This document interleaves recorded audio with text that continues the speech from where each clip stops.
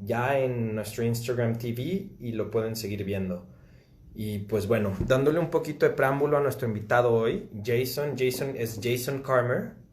Jason Carmer es músico, ingeniero, productor, máster de una escuela ya de bastante antaño y pues estuvo presente en los setentas, bueno, principio, finales de los setentas, ochentas, muy duro en los noventas y le tocó toda la transición del, ¿cómo se llama? De la música grabada y el making a record al, ¿cómo se llama? El proceso en Napster, que destrozó la industria, él estando en Estados Unidos. Entonces nos va a platicar también de esos procesos y bueno, ha trabajado con grandes de la industria, desde, ¿cómo se llama? Ron DMC, Billy Idol, entre otras muchos más que nos va a platicar porque la verdad es demasiado lo que nos puede decir.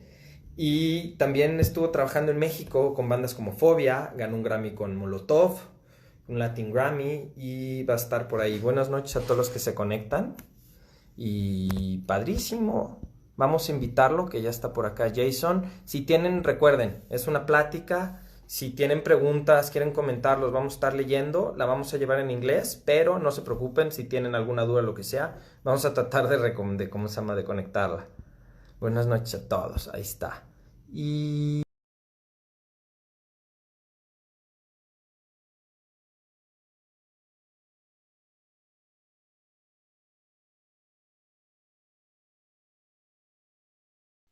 it's been a while. For all of you who don't know, Jason Carmer lives now in Mexico City. Well, used to live. Now he's stuck in the States. Yeah, Where you connecting now from? I'm in Austin, Texas. Nice. Yeah, but I'm coming back to Mexico City on next week Ooh, on the 4th. nice. I'm excited to see you back again in the city, man. Yeah, man. I can't wait. I can't wait. I know it's been months. Yeah, So yeah. how you been passing the last few months that you've been away since this whole COVID thing started? I think just about doing as well as anybody is. I guess that it's a big change these days. But I'm looking forward to kind of getting my life back in gear. So that's why I'm going back to Mexico and going to get in the studio, and I got some projects to work on. So that'll be nice. Plus, I get to see my dog, get to see Birdie. Birdie, they'll be excited to have you back in here, man. Yeah, absolutely, man. Absolutely. Yeah, you just left in a hurry, and it was no time even to say goodbye, and boom, It was sad. It you was disappeared sad. from me. So I just want to do a little recap for all that been just connecting. So we're talking with Jason Carmer, producer, engineer, musician as well in their time, and he's a big thing. He's a big producer. He just doesn't talk much to his friends about it. So I'm discovering all these new things that new old things you've done, and I'm excited to talk about it with you guys. Lot of old stuff. Because I'm an old guy, so it's a lot of it happened a long time ago. Yeah, well, shoot away. What do you want to talk about? Let's talk Well, about first whatever of you want all, to talk. thanks for being here, Yeah, of and course. thanks for sharing it with all of us. And I don't really know how to start with you. There's a lot of things I want to talk about. but Yeah, but take it's a it. conversation, not an You talk over. interview. So we have this conversation with everyone that's on Instagram right now. There's an option. I don't know how to do it, but if you have a question, you can shoot away. You can do comments. So it's back and forth. But I've been investigating. Well, I'm doing my research a little bit. So how you started music?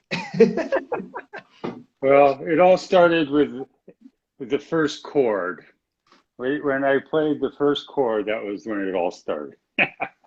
No, I'm just fucking with you. Yeah, my father played music. My father was a musician, and so I grew up uh, like listening, hearing my dad's band practice while I was trying to sleep, Mhm. and So it was just something that was a part of my life from the very beginning. And so my dad, he played in bands, and um, he was actually he played in that band Blue Oyster Cult, which was kind of like a big '70s rock band. Except we well, he quit before they got big, basically. We lived in New York. We were living in New York, and we moved to Los Angeles when I was like 3, I guess, because his band, which was Blue Oyster Cult, they got a deal to make a demo for Elektra Records, and so Nice. they all went out to L.A. and my dad brought my mom and me, and so they made the demo, and then the record company said, "Yeah, forget it. They're like, we're gonna pass." So my dad quit, and all the rest of the guys kept going, and then they became a huge rock band. So, anyways, yeah, it runs in the blood. Yeah, I can see. But you started as a musician, right? Yeah, I mean, I played. I still do. I occasionally play guitar, but I played guitar, and yeah, when I was in high school and stuff, I was playing in bands. When I was in high school, I played in a band called Double O, and it was like on Discord Records, I was living in Washington D.C. at that time, and so I was kind of part of that whole Washington D.C. punk rock thing. And then I was in a band called the Meat Man, which is another kind of infamous early days punk band. Yeah, and then I was in this band called 9353, which is kind of like a weirdo art rock band. Yeah. And this was all like while I was in high school. So in a lot of ways, the best stuff I ever did was, in high school. After high school, it's all been kind of a wash. My best days, my glory days were, in high school. And well, what was the band about? The 9353? It's like post-punk new wave. How do you describe that one? Yeah, I think that's a pretty good description. I mean, we just, we didn't really have we didn't really have like a bio. So we didn't really think of anything to call ourselves back in those times. But yeah, Mhm. we were influenced by kind of the stuff at the time that we thought was cool, which was the weirder stuff, like Joy Division, or the Cure, Stranglers, The Residents, stuff like that. So we were just trying to be weird, but I think it kind of came easy to us because we were all kind of a bunch of weird guys. Yeah, well, But I think we'll succeed in that one. We can all be weird. yeah, those are good days. That was a good time. Nice. And then how was the transition from the guitar to the console? Well, when I was playing in bands, we'd go to the studio, and I was really fortunate because at that time, uh, like being in that scene, in the early kind of punk scene in the States, no one thought much of it all. Like no one thought that anybody was going to be big, or no one was trying to be famous, or, like nobody, was expecting anything. So to go in the studio and make records, that was just kind of what you did. No, the other thing no one really thought about was playing other people's songs. Like it was all about being original. Yeah. And so everyone kind of had their own sound and did their own thing. So, like I said, I played in a couple different bands, and I'm kind of opinionated, and I could be loud, and I sometimes can seem like I think I know everything. So, like sometimes that would happen in the studio when I was a kid, and probably still now. So I would be in there like directing traffic, probably to reluctant others. But so I just started to get familiar with being in the studio, and kind of the process of making records. So Mhm. I thought, and so other people started to ask me, if I would produce them or record them and stuff. And of course, not knowing what the hell I was doing, I would never tell anybody that. So I just said yes, of course, and took it from there. So Yeah. yeah. Great. But I know you told me, but you started like cutting people's tapes, right? Who was like a big band tapes that you were cutting and pasting it, putting back together for for a big record or something. Yeah, well, the when I first started recording in the studio in the 1920s, a long time ago. No, everything was on tape. It was before digital. So, you recorded on a tape machine, and the tape machines, they had the type of tape they call like a 2-inch tape because it's 2 inches thick. It has different little tracks, so you could put like the kick, the singer, the bass player, the guitar player on this 2 inches of tape, and then you record different takes. So let's play the song, play it 5 times, and those would be takes 1, 2, 3, 4, 5. And then maybe the beginning of take one is better than the beginning of take two, but the end of take two is better.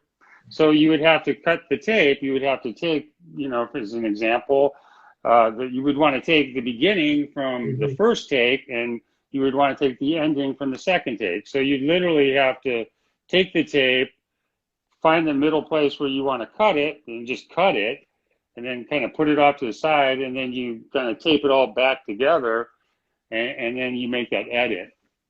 So and that's a pretty simple edit like that, but it got a little bit more complex sometimes, and it could also be stressful if you're working with, an artist that's big or whatever, and you don't want to fuck it up, You it's don't want to cut there's their song, they want to do there's it no again. save.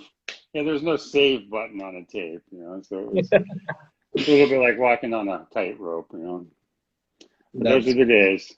Yeah, that was that's one thing about recording back in those times that I think that created just it created an immediacy, like that uh, you had to not fuck up, like going in the studio. Like I played in the Meat Man, okay? I played in this band called the Meat Man. And in the Meat Man, there was three of the guys from Minor Threat were in the band. Ian was in the band. No, no, Ian was producing the Meat Man. That's what it was. We were in the studio, and Ian Mackay was producing us. And then uh, Lyle Pressler and Brian Baker from Minor Threat were also in the band. And Mhm. so we all played live. And so I was playing, and we're all playing live, and I fucked up. And so everyone's like, oh, Jason, you fucked up. And I'm like, oh, I'm sorry. Yeah. And then we started again, and I fucked up again. And then Ian Mackay got on the mic. He's like, Jason, man, you keep fucking up. Don't fuck up. And this, I remember that to this day. I was like, I don't want Ian to yell at me again. And then I didn't fuck up the next time.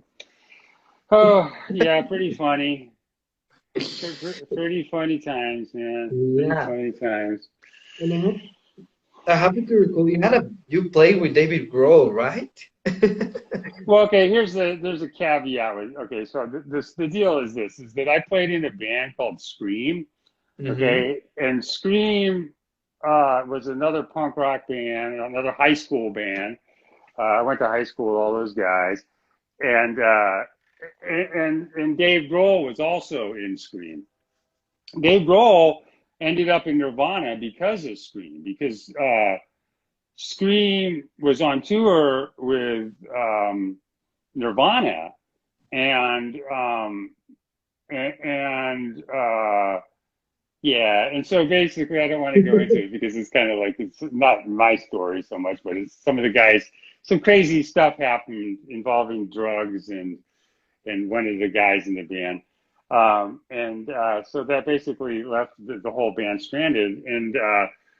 And so basically, Kurt Cobain asked Pete Stahl if Dave could come up to Seattle and play drums, and to do some shows. I guess because I guess they didn't like the drummer or something. And Pete was just like, sure. And Pete told me this story not that long ago, actually. And he said that, like Nirvana wasn't really that good. they weren't that good. So I thought, yeah, Dave will make them sound a little bit better. So yeah, so that happened. So the caveat, the deal is that yes, I was in Scream, and so was Dave Grohl. I was in Scream for about 2 weeks before they kicked me out because I sucked, basically, is what they told me. And then Dave joined the band about 2 years later. So, you know. I But see. Dave's he's a friend of mine. I know Dave. I mean, he's yeah, I mean, he's all part of the same crew. I mean, of course, he's quite famous now, but I saw him, hung out with him maybe about 2 years ago. Nice. Yeah, good That's times. part of the crazy stories I love about, like the good old rock and roll times, maybe the last of the good old rock and roll. Yeah, well, there were times. There were there was some fun stuff. You Yeah. just want to hold them on to yourself, I know. No, no, just Stop pushing that that button. yeah. Well, it's a trip. I mean, Dave Grohl is those guys are massive. I mean, I took my kid to go see them, and I had backstage passes and everything, and I had all access passes to the Foo Fighters, and I had my kid there, and he was about 12 at the time, and we go back there, and he's just kind of like, oh, Dad, I'm bored, and so we go back, and then like Dave's there, and so I started talking to Dave, and Dave was a big fan of 9353. And so he's like, "Oh man, like your dad." He starts telling my son Nico, like basically just lying to him, saying how great I am. Right? He's like, "Your father is a great guitar player, a great musician," and my kid's like, "Uh huh, yeah, yeah." And then he looks and he goes, "Dad, can we go?" um, the younger generation, they don't care so much. They Yeah. don't care. They don't care. I see all kinds of my friends getting on here. What's up, Yeah. people? Lumba. The old gang, yeah. The whole Really cool gang. to Yeah, do. awesome, man. But anyways, yeah, so I got all kinds of stupid stories, but you just have to ask. Yeah, bar stories. I remember the first time I met you, we were just talking about those stories. It all started like blah blah blah, but not very afterwards. It was like blah blah blah. Yeah, well, they get, kind of, they get Yeah, a little, so it all get kind of funny. Yeah, we have a yeah. lot about your dog son. Columba is here talking about your dog son, Victoria. Oh, Saludos. yeah.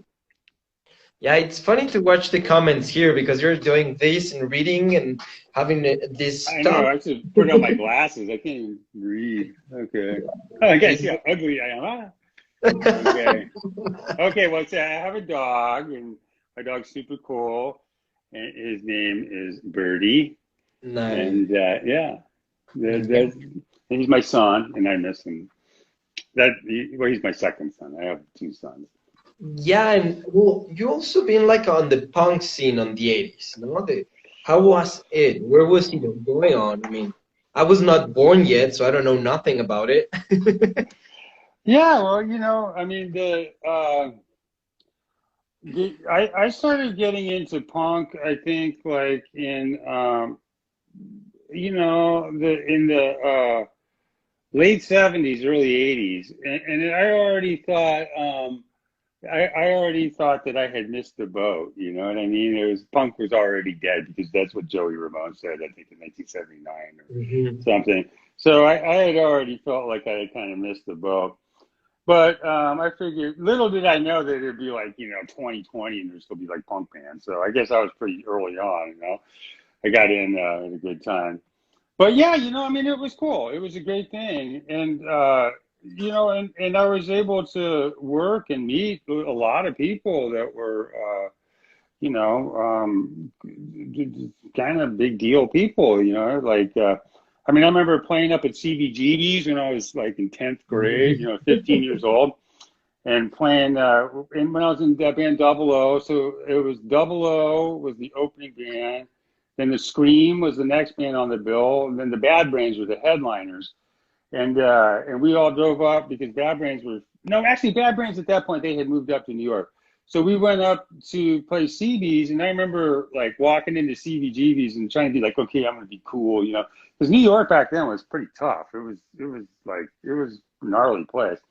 So I remember walking into the club, and Joey Ramone was like playing pinball, the pinball machine. There's like about 10 people there, and one of them being like Joey Ramone, and there was like some, you know. So that was pretty cool. You know, it was cool to see stuff like that. And then I see Des over here. She's asking about Billy Idol. And yeah, Yeah, I did. I worked with Billy Idol. I recorded Billy Idol.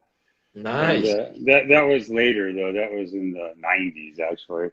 Um, but yeah, he's a cool guy. He was a trip. So yeah, I've been a lucky guy. I've seen some. I've been a fly on the wall on some cool places. Yeah, Might be because a way to say it. you also been recorded with Run DMC, Corn as well. I want to listen to. I want to hear a little bit about But that. I ended up playing bass with Run DMC too, which is kind of Really? hilarious. Yeah, it was. Yeah, who would have thought it? Who'd thunk it? But yeah, we did.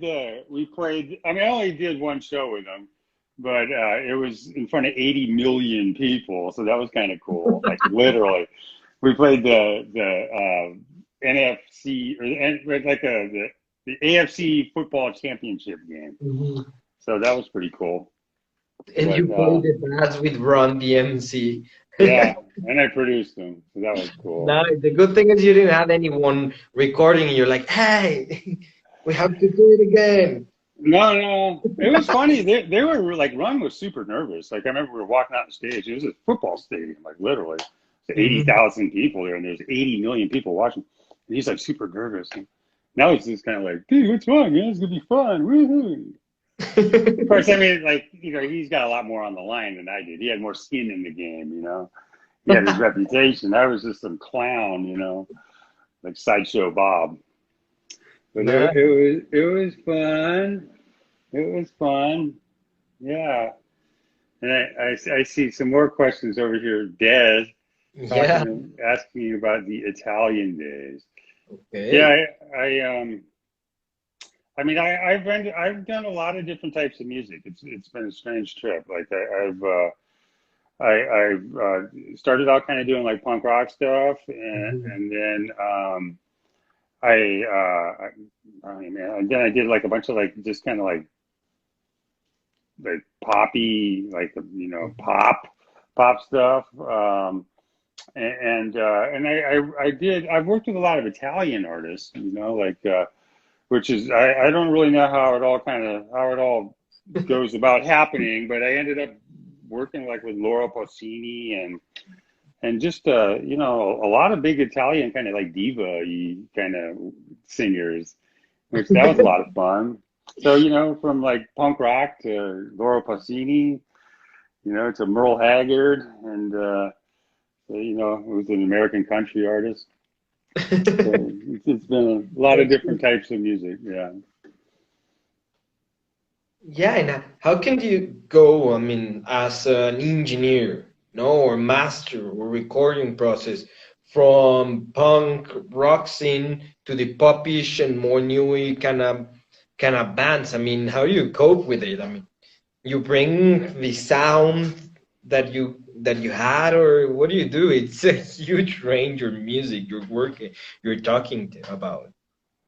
Well, I think that you know honestly the biggest thing is just not to get in the way.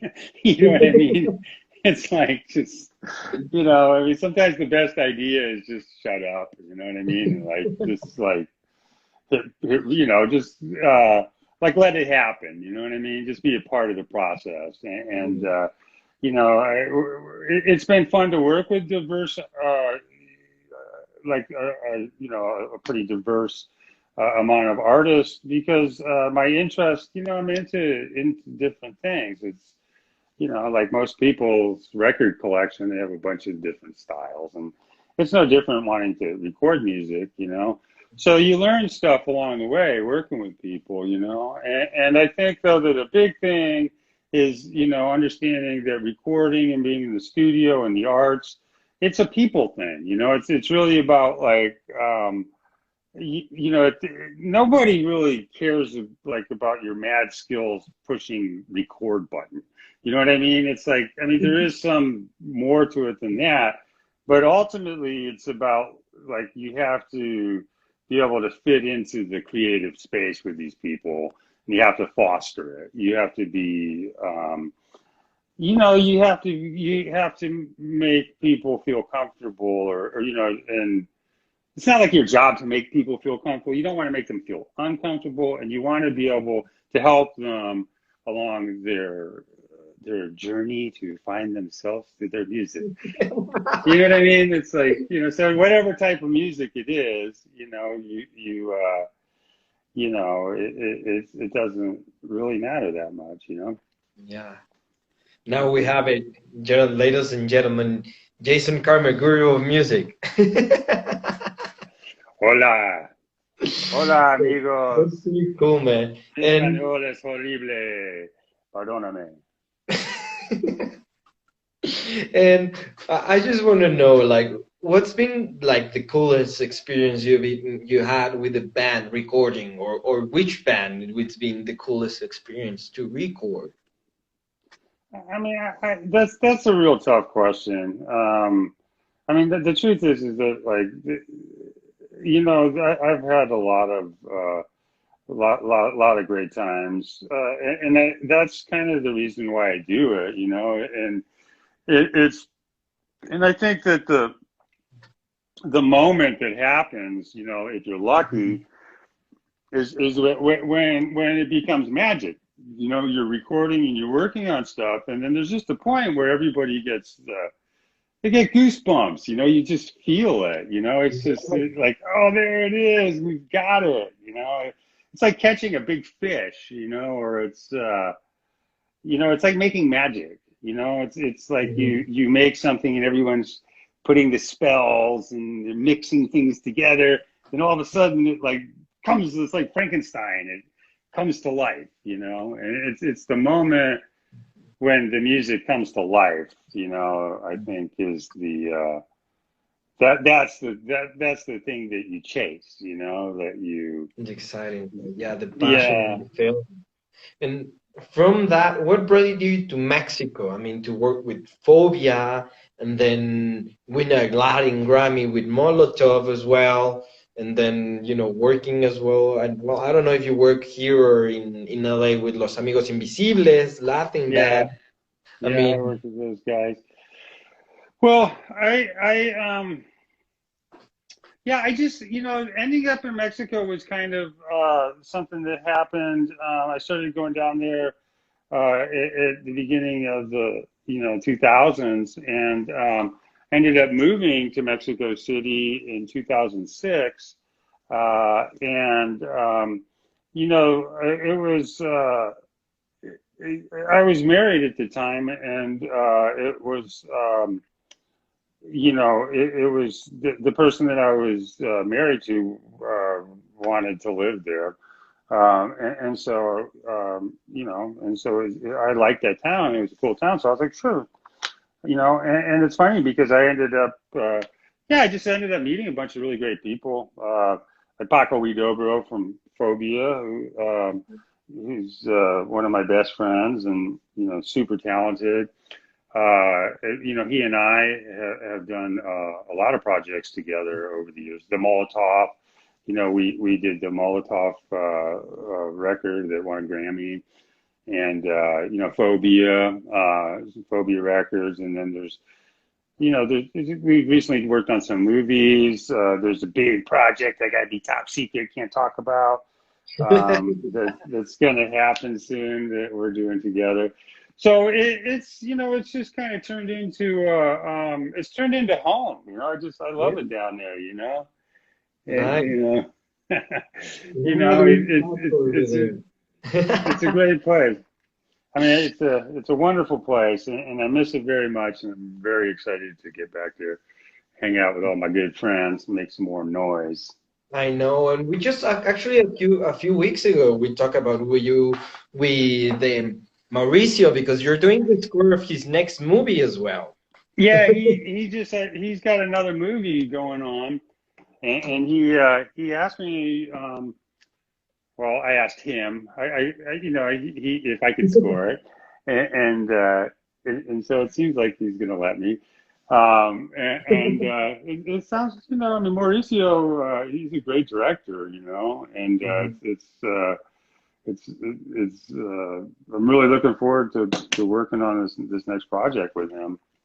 Nice, So nice. yeah, so there's stuff, and then now, I mean, I'm at Panorama Studio, and that's pretty cool because there's all those cool people from Soy there, and a Hmm. bunch of. It's a really great creative place. And then now Alanity's going to start working down there, doing stuff.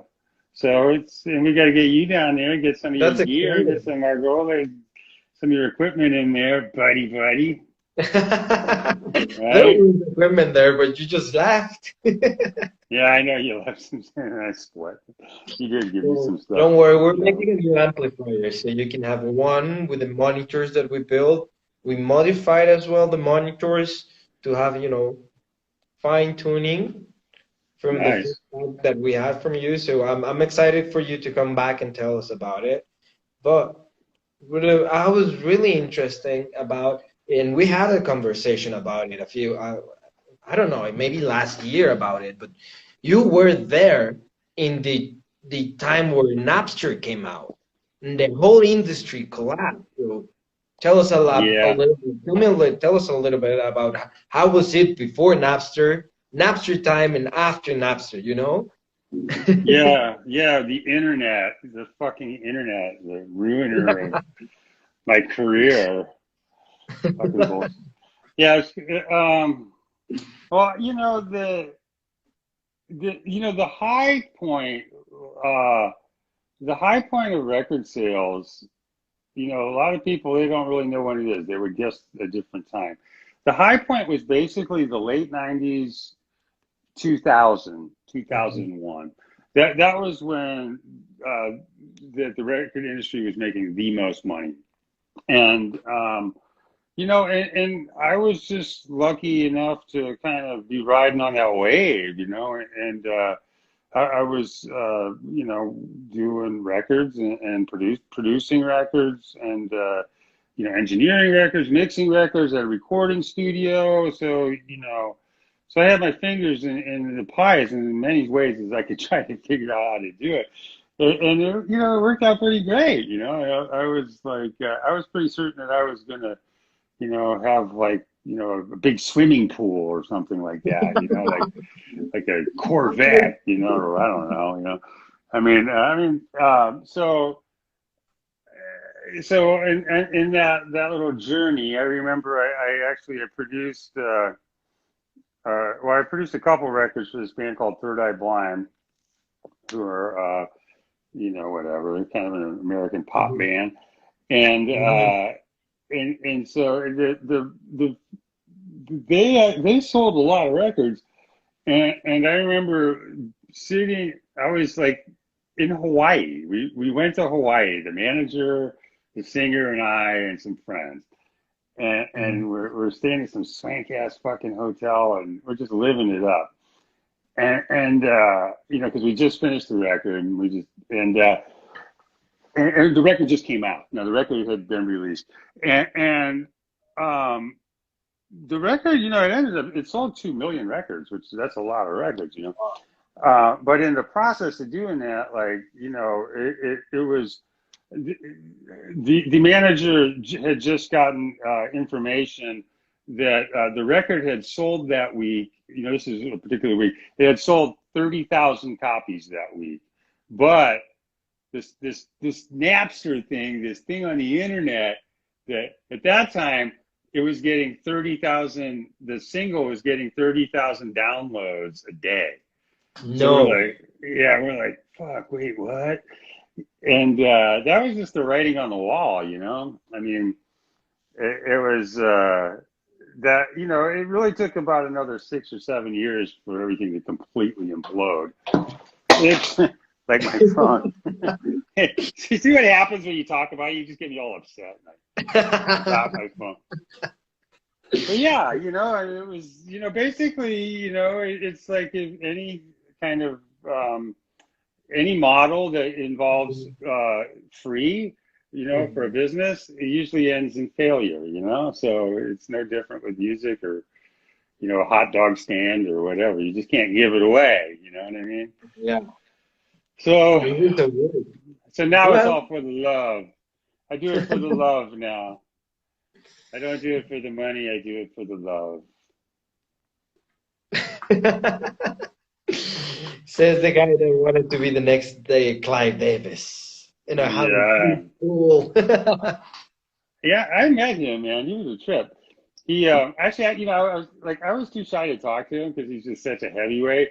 But he was at a friend of mine's um, wedding in New York, and this other friend of mine, though, this guy, he was great. He produced Prodigy, this guy, and he's like, that's Clive Davis, man. I'm like, yeah, I know, I know.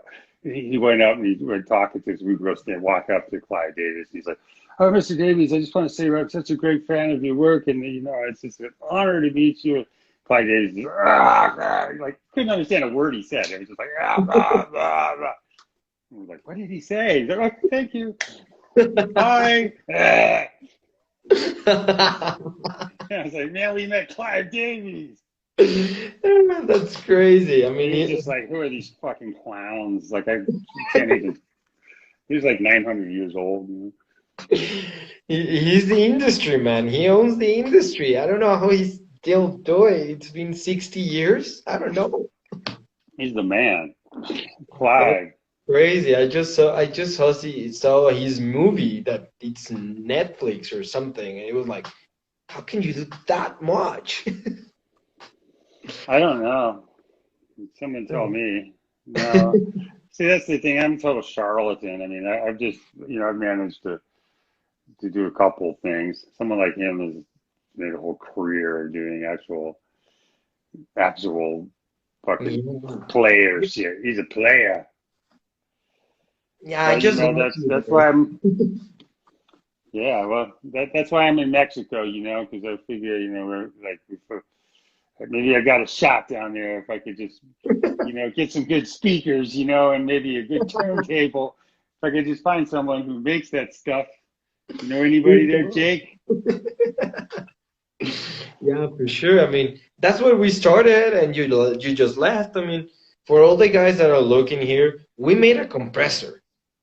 We tried that compressor for like a week, and this guy just left, and the Because compressor is just yeah, sitting there. it just sounded so good that I had to leave the country. No, no, You're gonna chase people away. no, I don't want to. No, I'm looking forward to getting back to Mexico, getting back into the studio and hanging out with my friends and getting your speakers in there and getting busy. Yeah, work again. Do some stuff, do music. Fuck yeah. Yeah. Fucking A, man. And all that people, all that's cooking here, we miss you. So, where do you think that it's gonna go? I mean, the album is just gonna die. I mean, artists are gonna stop doing albums, or they're just going singles, collabs. Where do you think it's gonna go after? Like, for concluding the Napster shit. Yeah, you know, I mean that's a tough one. You know, that's a tough one. I think a lot of it just is genre specific. It Mm-hmm. depends, you know, on the artist. I mean, certainly now for pop, you know, for commercial music, it's a single market, you know, the Yeah. singles are, you know, I mean that's what's driving everything, you know. Although, you know, I'll be like for me personally, I mean, I like to listen to records, you know. I still, I mean, I if I hate like listening to singles, it's too much work, you know. It's like, oh God, they gotta change another song? Where'd the music go? I want to keep listening to music. And I don't like necessarily like just listening to the radio or even like a streaming, like a streaming radio thing. So I personally enjoy listening to albums, because, my, I don't know, my attention's, I like to take 20 minutes, 30 minutes, listen to a side of music, or a whole record. Um, but having said that, it's most people are all about the singles. I think a lot of it has to do with the money too, because people just like it's hard to for people for labels or for artists that are paying for it themselves to fork out to do a whole record to pay for it all these days. I mean, unfortunately, like the money has just completely disappeared. It's like. I mean, I mean, not completely, but it's, I mean, Yeah. the record industry made records. That's what it used to do. Now it's like, it's a real big deal if you could actually record 3 songs, get paid. You know what I mean? So it's kind of like, It's the opposite now. kind of over. It changed everything. But yeah, as like complement what you just said, it's like we live in an era that everything is immediate. You think of a message or an emoji and you just send it, and that's the message. I think I've heard that from someone. I'm stealing this quote, but I think like kind of music single thing. It's like WhatsApp messages, instant now, and then forgotten sometimes. And what comes Yeah. next, and next, and next, and next. And having the time to sit back, listen to something that it was created with a purpose, with a history, with a background, and just enjoying a thing that it's not like entertain me now. It's something that enrich me for later, and to keep it on mind. It's something very interesting and might still live if we weirdos still buy these records. Well, the great thing about music right now is there's more of it being made than ever before. So it's the democratization of the process, distribution, recording, creativity used to kind of bump right up against. A shut door, basically. Hi, I'm a singer-songwriter, and I would like to, make a record, Mr. Record Company guy, and he's like, yeah, hey, kid, get out of here. Now, anybody with a computer and a friggin' $60 Amazon microphone, can make a song, and if they got like, they can figure out, hey, wow, I could just put this on Spotify, so bang. So it's just a big, of course there's no filter, so it's all unfiltered. There's just a ton of stuff, so it's, which means that if it's not filtered, there's going to be a lot of crap in there, right? It's like filters, but, I mean, it's at the same time, in a sense, it's all crap. So, it's like, if it makes people happy, then it's like, it's great. There's actually Alan is here from the festival, from all of us. Alan, a good friend and engineer. He said, and if it's cheap, is bad? Wait, I gotta put on my glasses. I can't see shit. Yeah. Anyways, we'll see what happens with all that. So Landon just showed up. Yeah, he did. He's here. So we're about to finish because we're almost an hour, bubbling and not getting anywhere. And I'm sure people are Are you tired of me? Just a little bit, Just in the okay. So, first of all, wanted to thank you and for being here, for having this time to share this with all of us. I think we all want to hear a little bit more eventually. Yeah, well, I'm very honored. It's great to hang out with you in the digital realm. I'm a big fan of your equipment. I have to say, in all honesty, that your stuff, it just completely kicks ass. And you know, I would really give you a lot of shit if it didn't. So, you know, you Yeah, should. I'm sure. I'm really, when you gave me those speakers, you made those speakers. You're like, I want you to check out these speakers that, you know, we made these and, you know, we hope that you like them in the recording studio. And I'm like, oh, fuck, you know, it's like gonna blow them up and they're gonna, they sound great, man. I was looking for something to, some negative stuff to tell you about them, you know, just Yeah. because you're my friend. But it's not great. You guys, I love your equipment, and it's an honor to be able to shoot the shit with you here on Thanks so the much. And the Instagram. guys that they are looking, they're experts for more stuff that we're gonna make and do, and probably keep you boring.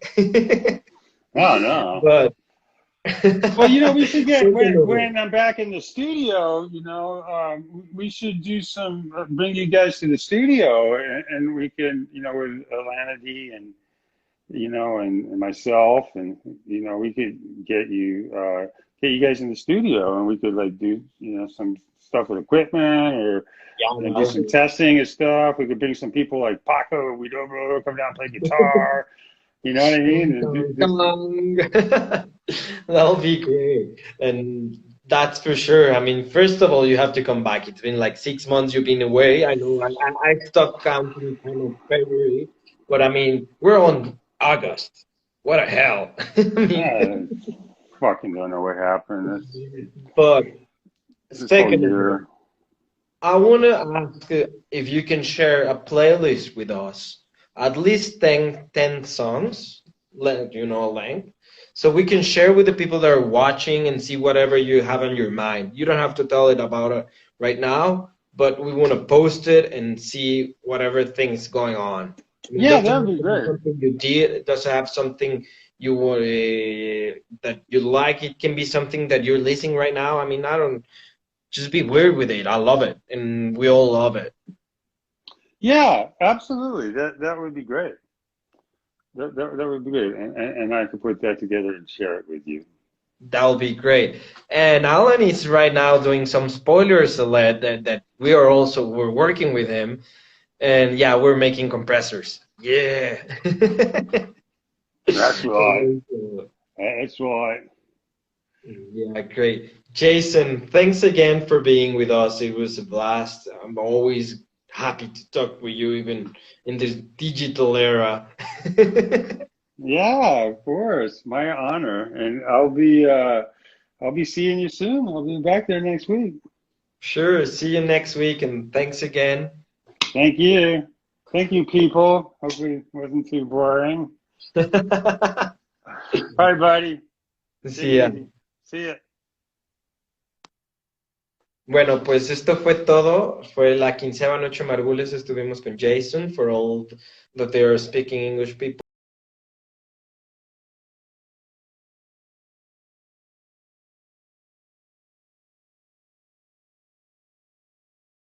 That was all. This is the 15th time we've done this, Noches Margules. Como ya saben, como todos los martes a las 9 de la noche, vamos a estar hablando y cotorreando con diferentes partes de la música,